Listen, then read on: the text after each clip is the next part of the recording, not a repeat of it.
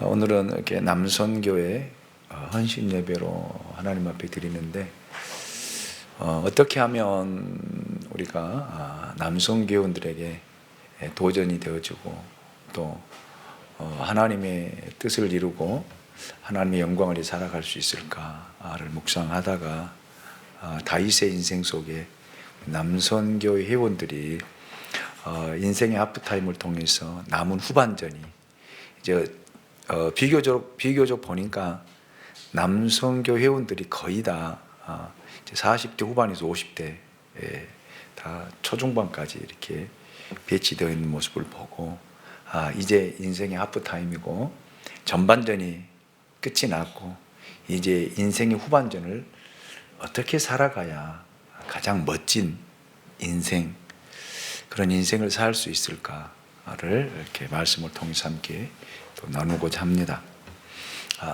다윗은 사울과 요나단의 죽음에 대하여 예도하며 활 노래를 지어 부르고 유다 땅 헤브론으로 돌아와서 유다 족속의 왕으로 세움을 받습니다. 그리고 제일 먼저 다윗이 한 일이 사울을 장사 지낸 길르앗 야베스 사람들의 노고를 치하하여 주었습니다. 이것이 어찌 보면 오늘 본문의 전체 내용입니다. 사울이 죽고 다윗의 시대가 열려진 것입니다. 새로운 시대를 열어가는 그 모습이 이제 오늘 본문 속에 등장을 하고 있습니다. 다윗의 인생 속의 전반전은 도피의 생활, 쫓기는 생활, 숨는 전반전이었다라면, 후반전은 이제 하나님이 주신 비전과 하나님이 주신 소명을 이루어가는 아마 인생의 후반전이다, 그렇게 결론을 내릴 수가 있습니다. 이제 사울은 죽었지만 사울의 남은 그 세력들을 연합하기 위해서 몇 년이 걸리냐면 7년 6개월이라고 하는 어마어마한 시간이 걸리게 되는 것을 보게 됩니다. 제가 조금 전에도 말씀을 드렸지만 다윗의 전반전, 인생의 전반전은 쫓기는 인생이었고 자기 땅에 살 수 없었던 원수의 땅 블레셋으로 이주하여 망명 생활을 한 시기가 다윗의 인생의 전반전입니다. 이제 인생의 후반기 인생에서 이제 새로운 출발을 하려는 그 시점에 서 있는 다윗의 모습을 보게 됩니다. 그는 어떻게 시작하여 후반전 인생이 참 멋지고 의미 있고 뜻 있는 그런 인생을 살았는지 이렇게 말씀을 통해서 우리 남선교 회원들도 이제 전반전 인생이, 여러분의 인생이 어떤 인생을 살아왔든지 그 중요한 것이 아니라 이제 남은 후반전을 어떻게 살 것인가, 어떤 목표와 목적을 가지고 살아갈 것인가, 굉장히 중요한 시점에 서 있는 여러분들의 모습이라 생각을 합니다. 그러면 어떻게 우리가 인생의 후반전을 멋있게 살 수 있을까? 첫째로 하나님께 묻는 인생이어야 합니다. 오늘 본문 사무엘하 2장 1절 말씀을 함께 읽어보도록 하겠습니다. 시작. 후에 다윗이 여호와께 여쭈어 아뢰되 내가 유다 한 성읍으로 올라가리이까? 여호와께서 이르시되 올라가라. 다윗이 아뢰되 어디로 가리이까? 이르시되 헤브론으로 갈지니라. 아멘. 자, 다윗은 시글락에 있을 때에는 기도하지 않았어요. 자기의 뜻대로 블레셋 땅으로 도망가고 거기서 망명된 삶을 살게 되죠. 그러니까 인생의 전반전은 어찌 보면은 제가 그랬잖아요. 도피 생활, 쫓기는 생활, 그런 삶 속에서 하나님께 묻지 않고 자기의 뜻대로, 생각대로, 자기가 살아온 경험대로 이리저리 피하고 도망다니며 숨어 사는 인생을 살았다면은 이제 새롭게 인생의 후반전을 시작하면서 이제 다윗은 하나님께 묻는, 즉 우리말로 이야기하면 기도하는 인생을 살기 시작했다라고 말씀을 드릴 수 있습니다. 자기를 죽이려 했던 사울이 죽었기 때문에 충분히 고국으로 돌아갈 수 있었습니다. 그러나 먼저 하나님의 뜻이 무엇인지를 묻고 있습니다. 묻고 있어요. 하나님,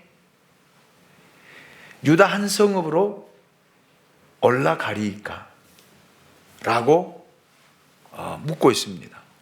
그래서 하나님의 음성이 올라가라.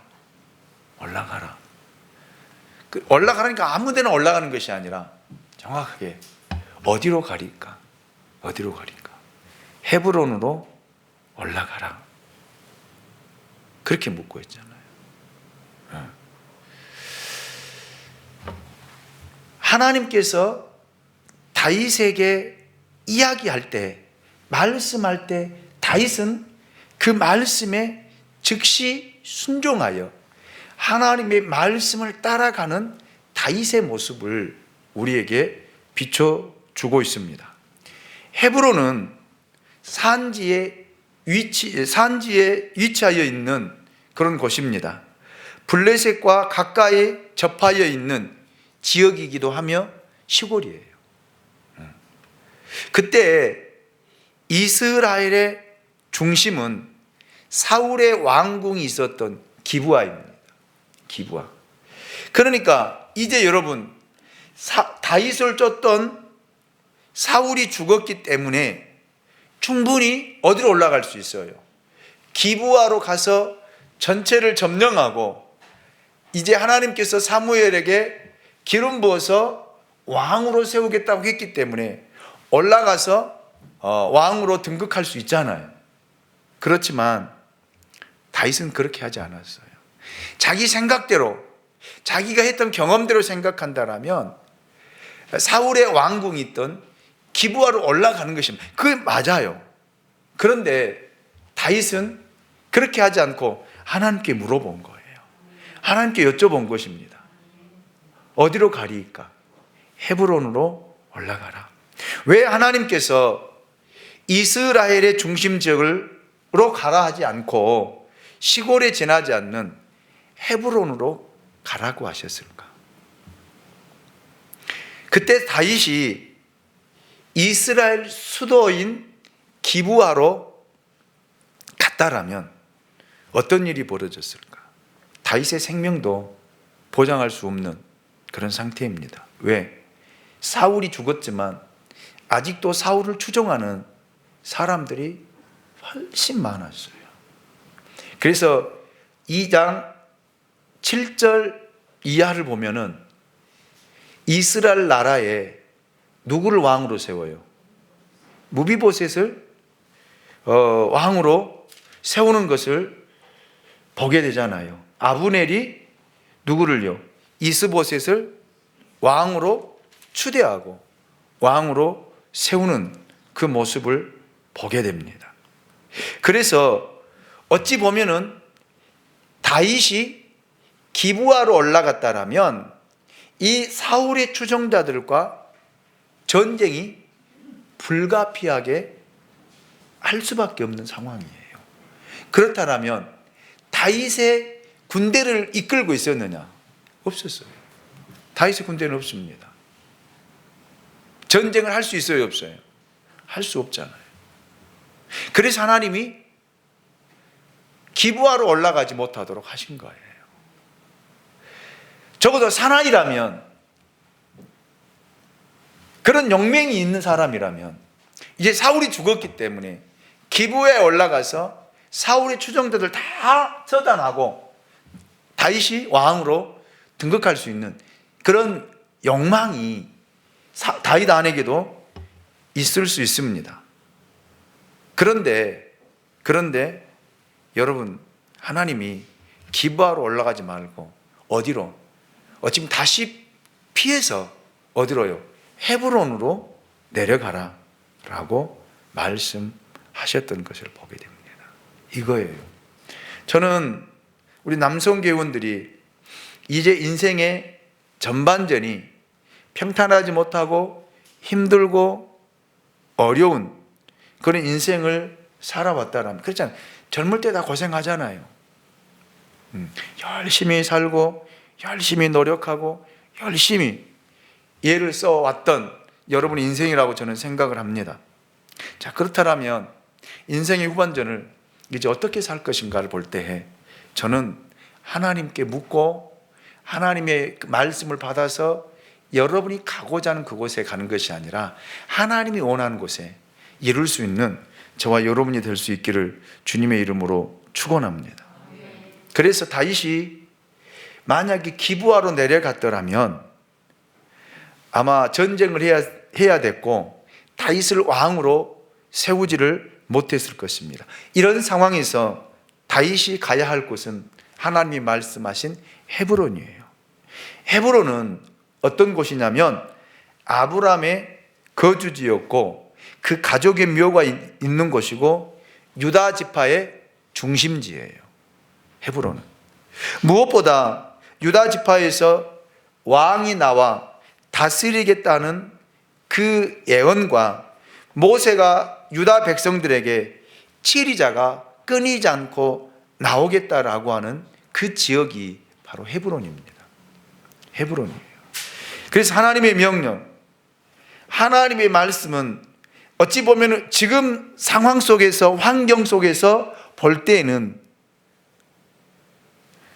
유익이 아닌 것 같고 손해인 것 같고 내 생각과 지금의 모든 상황이 맞지 않는 것 같지만 여러분, 하나님의 말씀을 믿고 순종해 하고 가면 하나님이 우리에게 말씀하셨던 그 말씀들이 하나하나 이루어지고 나타나고 보여질 것입니다. 여러분들이 하나님의 말씀을 통해서 받은 비전과 사명이 있다라면 그 약속의 말씀을 믿고 그 말씀을 따라가게 되어지면 하나님께서 그 말씀을 어떻게 이루어 가시는가를 하나님이 친히 보여주실 것입니다.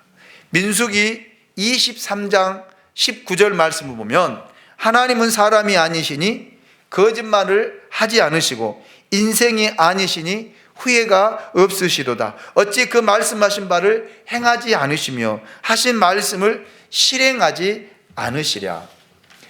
하나님은 분명히 우리에게 약속해 주셨거든요.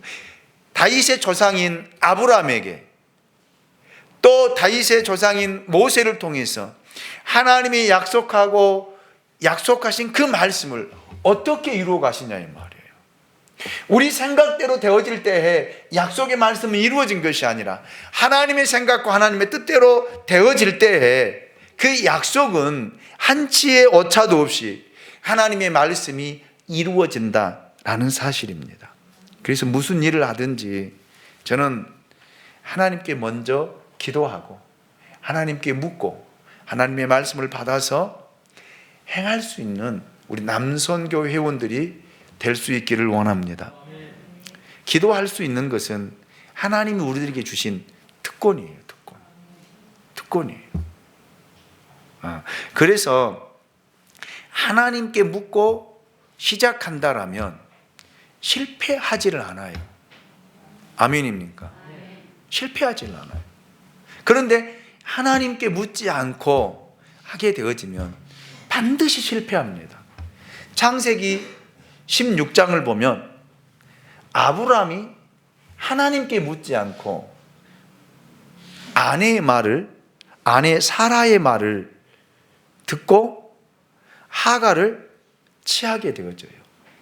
그리고 하갈을 통해서 누가 태어나요? 이스마엘이 태어나는데 이스마엘은 아브라함의 근심거리가 되어져요. 근심거리가. 그리고 지금도 이스마엘의 후예들이 기독교를 박해하고 기독교를 말살시키는 그런 일들을 하고 있는 것을 보게 됩니다. 이렇게 중요해요.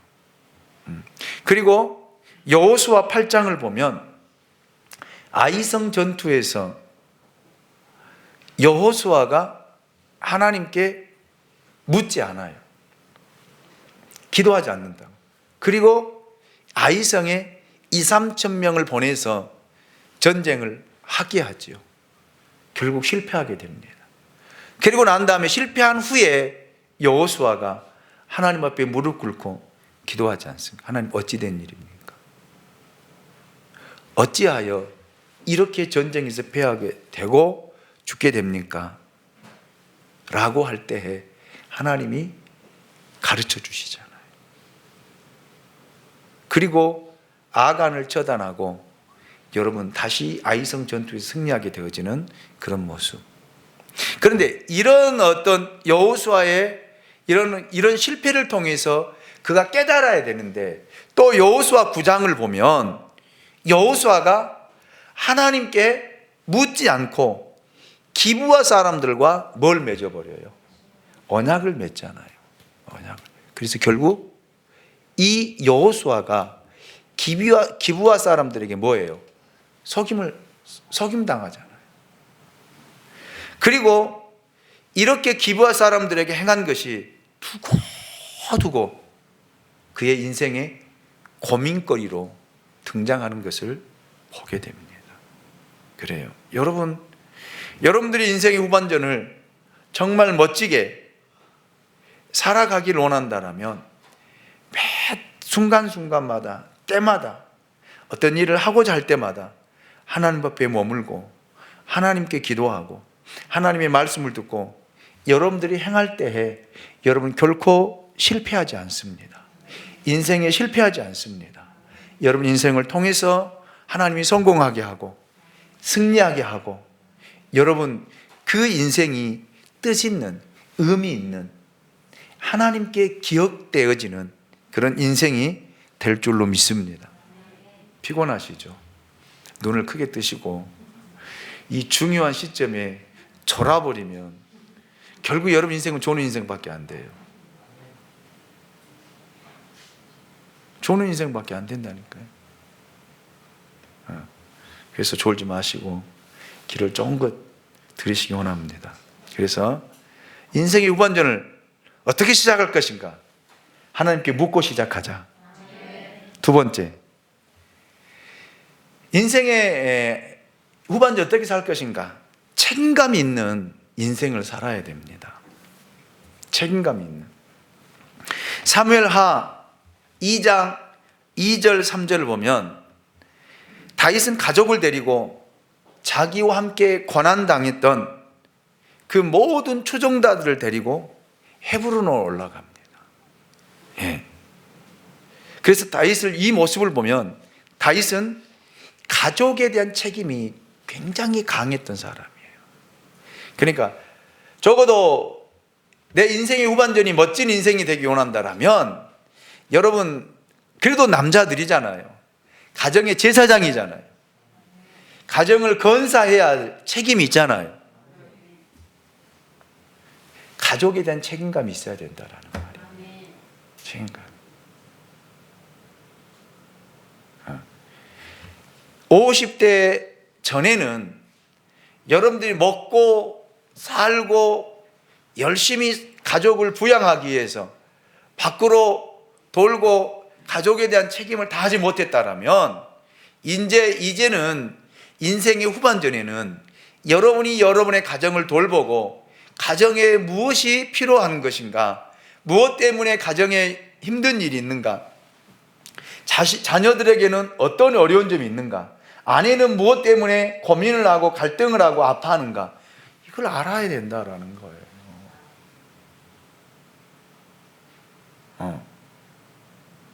왜? 가정은 하나님께서 창조하신 가장 작은 사회요, 교회입니다. 그래서 여러분이 하나님께서 우리를 한 가정의 제사장으로 세워 주었다라면 모든 가정에 되어진 일들을 알아야 된다라는 거예요. 특별히 영적인 문제에 대해서 여러분 제사장들은 체크해야 돼요. 내 가정의 영적인 흐름은 어떤 흐름인가? 영적인 상태는 어떤 상태인가? 내 자녀들의 영적인 지금 상태는 어떤 상태이고 어떤 문제 때문에 고민하고 갈등하는가? 이것을 체크해야 된다는 거예요. 그 영적 제사장이잖아요.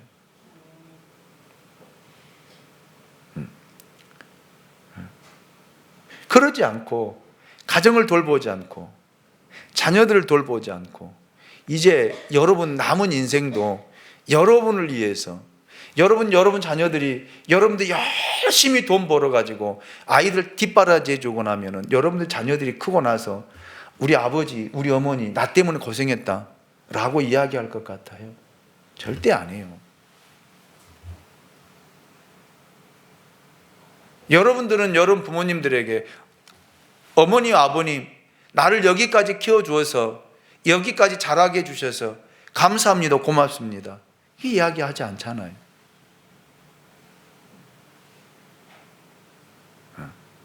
그런데 여러분 부모님들이 여러분의 자녀들의 신앙을 체크하고 바른 길을 가게 하고 바른 믿음을 가게 하고 믿음의 삶을 살아가게 한다라면 여러분 자녀들이 나아진 게 크고 믿음에 섰을 때 우리 아버지, 어머니 때문에 내 믿음이 여기까지 오게 됐고 하나님의 은혜이고 하나님의 축복이고 그 은혜가 우리 부모님에게 있다라고 이야기해요. 세상적인 것을 아무리 많이 채워주고 많은 걸 주어도 부모에게 감사하지 않아요. 그러나 여러분의 자녀들을 지금 이제 여러분 자녀들 신앙으로 믿음으로 양육하고 여러분의 그 자녀들의 신앙의 고민과 갈등을 이야기하면서 들어주면서 해주해 줄 때에 그 자녀들이 그런 믿음 안에서 설 때에 자녀들은 부모의 그 신앙과 믿음을 여러분 잊어버리지 않아요. 기억한다 이 말입니다.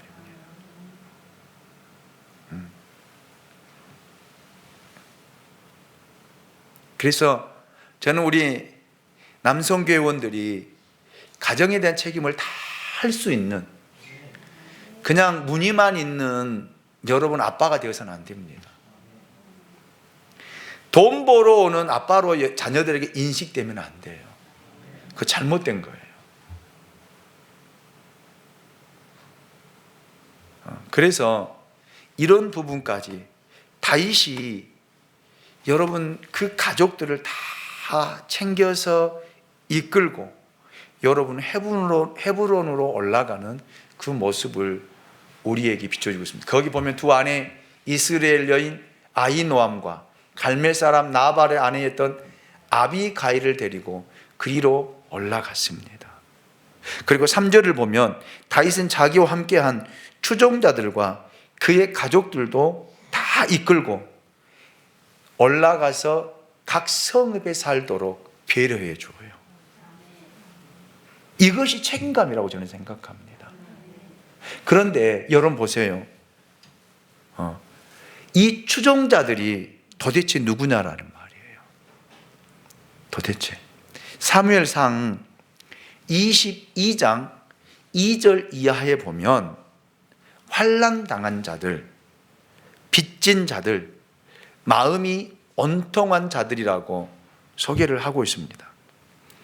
그 사람들은 오갈 데 없이 어찌 보면은 어디 가도 반겨주지 않고 어디 가도 마음을 둘지 못할 그런 사람들. 그래서 결국 다윗도 도망 다니면서 이 사람들과 만나게 되어지고 이 사람들과 서로 마음이 맞아서 다윗을 따르게 되고 다윗을 추종하게 되어져요. 이 사람들이 여러분 몇 명인 줄 아십니까? 이 사람들 수만 해도 600명이에요. 600명. 그러면 그의 가족과 자녀들까지 합치면 얼마나 수가 많겠습니까? 그런데 그냥 다윗이 이 사람들을 그냥 살도록 내팽개친 것이 아니라 성읍에 살도록 다 배려해주고 다 살 수 있도록 그렇게 했던 것들을 보게 되어집니다. 이것이 어찌 보면은 다윗이 그러잖아요. 헤브론에 가서 너희 갈 곳으로 가라. 가서 이제 마음껏 도망자의 신세로 살지 말고 한 곳에서 자리를 잡고 정착하며 살아라가 아니라, 여러분, 다윗이 이 사람들을 이 헤브론 한 성읍을 주어서 거기서 한 마을을 이루면서 살도록 배려해 주었다라는 말입니다. 즉, 다윗은 자기가 힘들고 어려울 때에 자기를 도와준 이 사람들을 결코 잊지 않았다라는 것입니다. 끝까지 함께하는 그 모습을 보게 되어져요.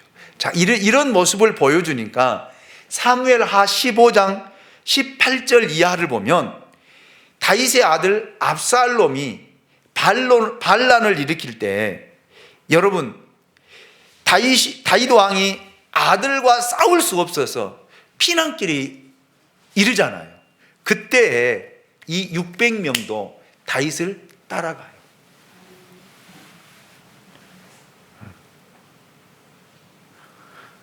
어찌 보면은 지금까지 인생의 전반전에서 피난, 도망, 도피 이런 삶을 살다가 아들의 반란을 위해서 다시 피난길에 오르는데, 여러분 600명이라고 하는 이 인원이 여러분 다윗을 따라갈 이유가 없잖아요. 이제 정착하고 이제 가정을 이끌며 이제 좀 안정된 삶을 살려고 하는데 또 나설 사람이 어디 있겠습니까? 그런데 따라 나서잖아요. 아멘입니까? 이 600명이 다 사무엘하 15장 이하에 보면 다 따라 나서요. 따라 나섭니다. 그리고 다윗을 끝까지 보필해요. 여러분 생각해 보세요. 얼마나 힘든 피곤한 삶입니까? 도망 다니는데, 여러분 이 압살롬의 반역의 군대와 전쟁 안 해요. 계속 도망 다녀요. 그러니까 시므이라고 하는 사람이 다윗을 저주하잖아요. 그래서 그 다윗을 따라 요압이 시므이를 죽이자고 하니까 그냥 둬라, 죽이지 마라, 놔두라고 하잖아요. 그러면서 도망가잖아요. 그런데 다윗 혼자만 도망간 것이 아니라 600명이 그대로 다 정착해서 살던 곳을 다 버리고 600명이 함께 따라 나서는 그 모습. 그래서 나중에 여러분 이스라엘과 유다를 통합해서 왕이 되어졌을 때에 이 사람들이 이스라엘의 근간이 되어져요. 나라의 중요 요직에 다 올라서 이스라엘을 통치하고 이스라엘을 이끌어가는 중요한 인물들이 되어진다는 것입니다. 이것이 이스라엘이라고 하는 나라를 이루게 되는 것을 보게 됩니다. 저는 우리 남성 교우들이 이런 책임감이 있는 그런 믿음의 사람들이 될 수 있기 원합니다. 하나님께서 양무리 교회를 이루겠다라면 여러분 끝까지 묵묵히 따라가고 같이 함께 움직이면 저는 하나님이 여러분들의 삶을 책임지고 여러분을 하나님 드높여 주실 줄로 믿습니다. 저는 요즘에 고민이 많거든요. 교회를 이제 이전을 해야 되는데 이 지역에 있어야 될까? 아니면 삼산동 쪽으로 다시 가야 될까? 아니면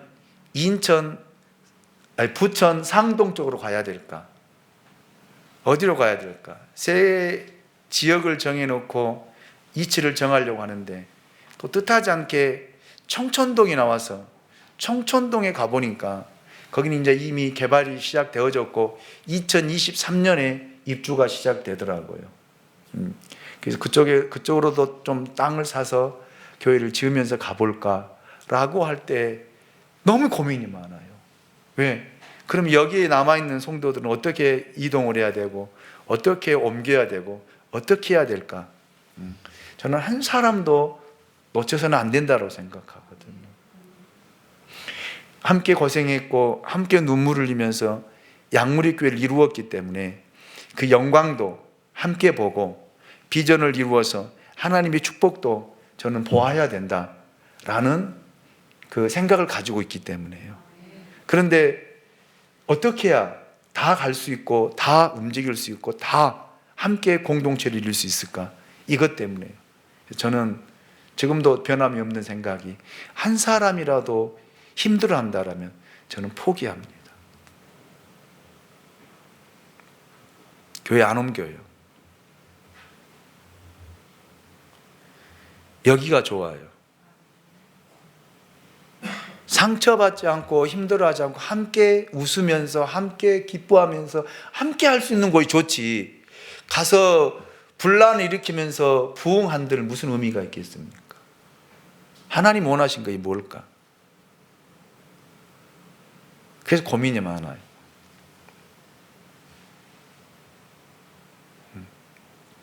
그래서 기도하고 있습니다.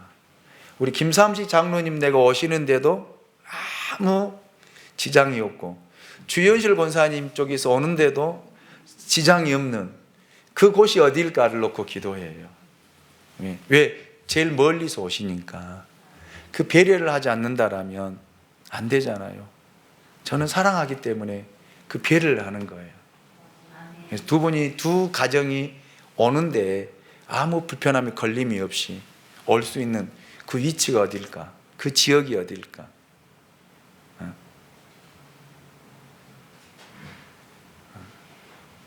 그래서 우리 남성견들 와야지 내가 이야기를 하는데, 우리 끝까지 같이 갑시다. 아멘입니까? 같이 가서 양무리 교회라고 하는 교회를 여러분을 통해서 근간을 이루고 하나님 나라를 이루고 그 나라를 땅 끝까지 전파하는데 쓰임받는, 쓰여지는 그런 우리 남성교회 회원들이 될 수 있기를 주님의 이름으로 축원합니다. 또한 우리 양무리교회 모든 성도들이 될 수 있기를 원합니다. 저도 다윗처럼 여러분을 등지지 않을게요. 같이 움직이고 같이 끌어안고 같이 여러분 가도록 하겠습니다. 제가 설교해놓고 제가 여러분 이렇게 등 돌리거나 여러분들을 내치는 일 절대 하지 않을 거예요. 끝까지 말씀 안에서 함께 소음을 입고 함께 갈 수 있는 저와 여러분이 될 수 있기 원합니다. 그래서 여러분이 인생의 후반전은 이런 사람들이 좀 많았으면 좋겠어요. 여러분 장로님이 가는 곳에 많은 사람들이 모여들고 많은 사람이 따르고 그 사람들을 끌고 여러분 하나님 뜻을 이루는 데 쓰여지고, 또 여러분 우리 교회 성도들이 이런 역할들을 다윗과 같은 이런 믿음이에요. 그 전에는요, 누굴 돌보는 것이 할 수가 없었어요. 왜? 자기도 쫓기는 생활, 자기도 도망가는 삶이었기 때문에. 그런데 이제 인생의 후반전에는요, 이런 일들을 다 해가는 것을 하나하나 챙겨가면서 하나하나 공동체를 이루면서 결국엔 이스라엘이라고 하는 이 어마어마한 통일 이스라엘을 이루는 그 모습을 보게 됩니다. 이렇게 여러분의 인생의 후반전이 이렇게 멋지고 아름다운 인생이 될 수 있기를 주님의 이름으로 축원합니다. 세 번째, 말과 행동이 일치해야 된다는 거예요. 일치해야 돼요. 유다의 왕이 된 다윗은 사울을 장사한 사람들이 길르앗 야베스 사람이라고 하는 것을 알게 됩니다. 몰랐던 사실을 알고 그는 왕이 되어 즉시 그 선행에 대하여서 보상을 하고 있는 다윗의 모습을 볼 수 있습니다. 다윗은, 즉 이 말씀이 기록된 이유가 뭐냐면, 다윗은 말로만 사울을 노래하고 활노래를 지어서 애도한 것이 아니에요. 어찌 보면은 다윗은 사울에게 쫓김당하고 15년이라고 하는 시간을 망명 생활을 하잖아요. 원수 지역인 블레셋으로 가기도 하고요, 아기스 왕 앞에 가서 미친 척도 하고요. 여러분, 또 자기 때문에 높 제사장들이 다 죽임을 당하고 정말로 말로 할 수 없는 그런 아픔과 상처를 가지고 있는 사람이 누구냐면 다윗이에요. 그런데 다윗이 여러분 보세요. 뭘 애우하냐면 하나님이 기름 부어 세운 종을 뭐예요? 끝까지 책임지는 이 모습이 이 말씀 속에서 드러나 있습니다. 여러분 같으면 어떻게 했어요? 제가 여러분 좀 비난하고 여러분에게 이런 사울처럼 행동한다 그러면 누가 같이 하겠어요? 당장 등 돌리고 가지요. 그런데 다윗이 도망 다니면서 여러분 굴 속에서 사울을 죽일 수 있었잖아요. 부하들이 따라다닌 추종자들이에요. 부하들이 아니라 추종자들이 누구를 죽이자고 그래요? 사울을 죽이자고 할 때 하나님이 기름 부어 세운 종은 손대면 안 된다. 어짜락 뵌 것까지도 죄스럽게 생각하고 회개하잖아요.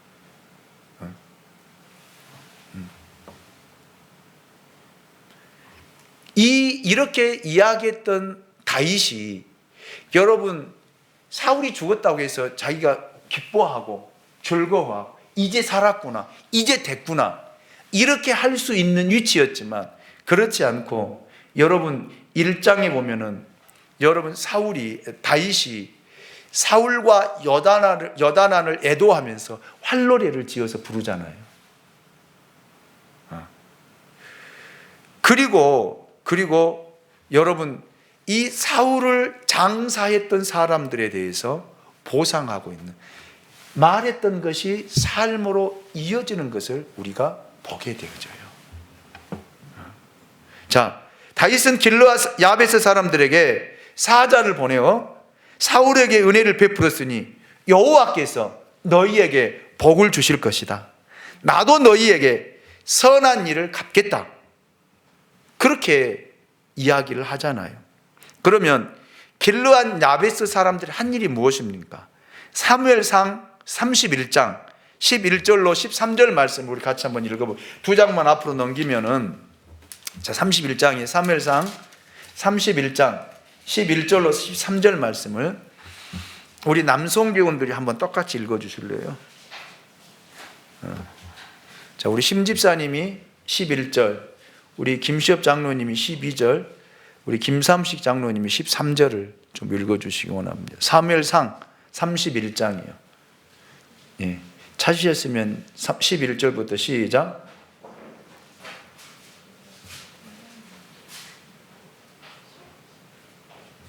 길르앗 야베스 주민들이 블레셋 사람들이 사울에 향한 일을 듣고 모든 병사들이 일어나 밤새도록 달려가서 사울의 시체와 그의 아들들의 시체를 베스간 증거에서 내려가자고 야베스에 돌아와서 거기 그것을 잡고 그의 끈기가 들어가 야베스 입셀나무와 해의 장사로 7일 동안 금식하였다. 아멘.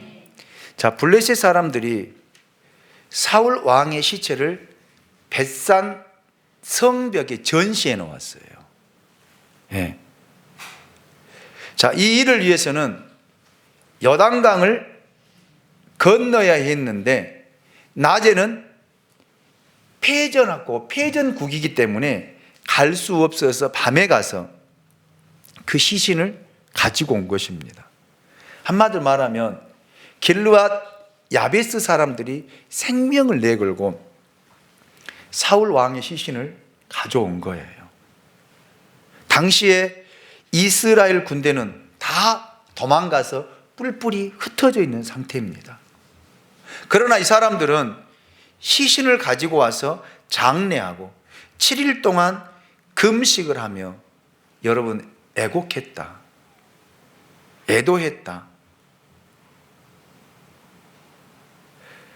그러면 다윗의 입장에서 볼 때는 여러분 사울은 원수잖아요. 그렇죠? 사울에 의해서 쫓겨다니고 사울에 의해서 자기 정처가 없는 그런 사람이었는데 여러분 보세요. 다윗이 사울을 뭐로 인정했냐면 하나님이 기름 부은 종으로 인정한 거예요. 아멘입니까? 그래서 여러분, 다윗이 이 사울과 요나단의 죽음을 애도하면서 활 노래를 지어서 애도하고, 그리고 그거로 끝나는 것이 아니라 길르앗 야베스 사람들이 생명을 걸고 사울의 시신을 거두어서 장사 지냈던 것에 대한 보상을 하는데, 여러분 보세요. 얼마나 다윗이 멋지는가. 하나님이 너희에게 복 주시기를 원한다. 나도 이 선한 일을 너희에게 반드시 갚겠다 이야기한 거예요. 그러니까 여러분, 말과 행동이 항상 일치해요. 시간이 지나서 잊어버린 것이 아니라 시간 전에 여기서 약속했던 것들을 잊지 않고 쭉 끌고 와서 이 상황이 되어질 때 이 말들을 여기서 이루고, 그래서 하나님이 다윗을 쓰신 거예요. 말 바꾸기는 하고 이 핑계 저 핑계 됐다라면 하나님이 다윗을 쓰셨겠습니까? 내 마음에 합한 자라고 하나님이 다윗을 인정했겠습니까?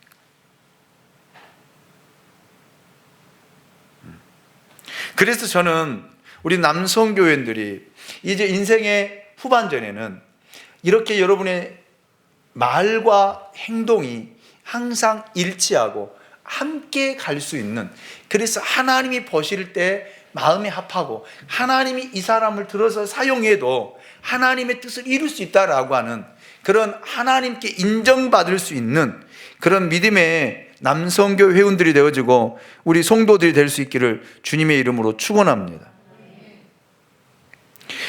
이 길르앗 야베스 사람들은 어떤 상급을 기대하고 한 것이 아닙니다. 다만 백성으로서 할 일을 할 뿐이에요. 그런데 하나님은 다윗을 통해서 길르앗 야베스 사람들에게 축복하시고, 하나님이 다윗을 통해서 길르앗 야베스 사람들에게 은혜를 베풀고 그 선한 일을 기억하고 성경에까지 기록하게 하신 거예요. 아멘입니까? 자, 그래서 다윗이 길르앗 야베스 사람들에게 사무엘하 2장 6절 통해 이렇게 축복하잖아. 너희가 이 일을 하였으니 이제 여호와께서 은혜와 진리로 너희에게 베푸시기를 원하고 나도 이 선한 일을 너희에게 갚으리니. 아멘. 다윗의 생애를 살펴보면 그의 믿음과 삶이 마치 동전의 양면처럼 항상 조화를 이루고 항상 일치되는 그런 모습을 볼 수 있습니다. 사무엘로부터 왕이 될 것이라는 표로 기름 부음을 받은 지 15년 만에 이루어진 사건이에요. 15년 동안 도피 생활, 도망자 생활, 인생의 전반전이 그렇게 끝나버렸지만 후반전에는 이렇게 하나님 앞에 묻고 책임감을 가지고 자기 주어진 일들을 다 감당하고 그 말과 행동이 일치될 때에 여러분, 다윗의 인생은 하나님 마음에 합한, 하나님의 뜻을 이루고 하나님이 아브라함과 이삭과 야곱에게 약속했던 그 약속이 다윗을 통해서 완전히 이루어지는, 성취되는 그 역사를 이룬 거예요. 하나님께서 아브라함에게 약속했던 그 땅을 여러분 보세요. 여호수아 시대에 다 점령하지 못해요.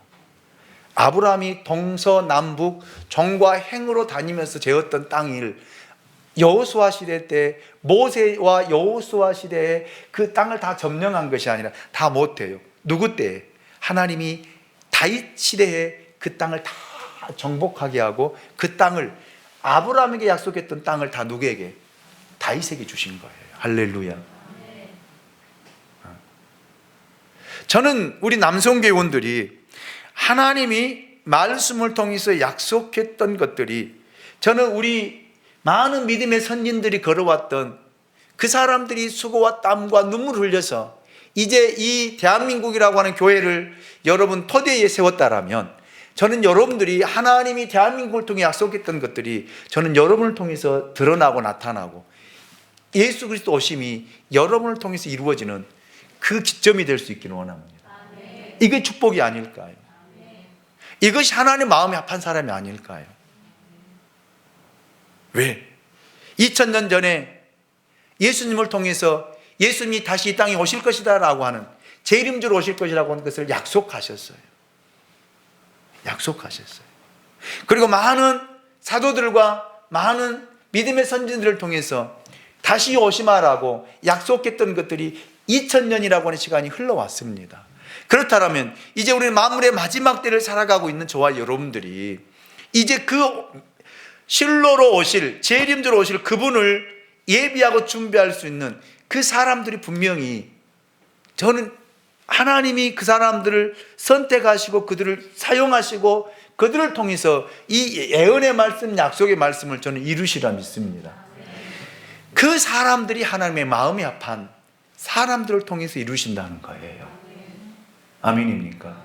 저는 그래서 우리 남성교원들이 이런 믿음의 사람, 하나님의 마음에 합한 사람, 하나님의 약속을 이루고 성취하는 사람, 예수 그리스도의 재림을 준비하고 예비하는 그런 깨어있는 그런 인생의 후반전이 된다라면 얼마나 멋질까? 얼마나 아름다울까? 저도 마찬가지. 저도 인생의 후반전이 시작됐거든요. 저도 하나님 앞에 이렇게 신실하게, 하나님 앞에 정직하게 서서 다시 이 땅의 부흥이 다시 한번 일어나서 주님의 약속을 이루고 뜻을 이루고 주의 오심을 예비할 수 있는 그런 사역자가 된다라면 이보다 더 영광스러움이 어디 있을까? 그는 누구를 통해서요? 하나님 마음에 합한 사람을 통해서요. 쓰여진다라면 이렇게 쓰여져야 멋지지 않겠습니까? 장로님으로 부름받고 안수 집사님으로 부름받고 권사님들로 부름받았다라면 이렇게 쓰여지고 사용되는 인생을 살아야 여러분 값있는 인생, 멋진 인생의 후반전이 되지 않겠습니까? 저는 여러분의 인생의 후반전이 정말 멋지시길 원합니다. 아름다워지길 원합니다. 전반전에는 힘들었고 전반전에는 보잘것이 없었다 할지라도 후반전은 정말 멋진 다른 사람이 인정하고 존경할 만한, 여러분이 인생의 후반전이 모든 사람들의 모델이 되고 샘플이 되는 그런 멋진 다윗과 같은 인생을 살아갈 수 있기를 예수 그리스도 이름으로 축원합니다. 기도합니다. 우리를 사랑하시는 하나님 감사합니다. 오늘도 우리를 사랑해 주시고 말씀 앞에 서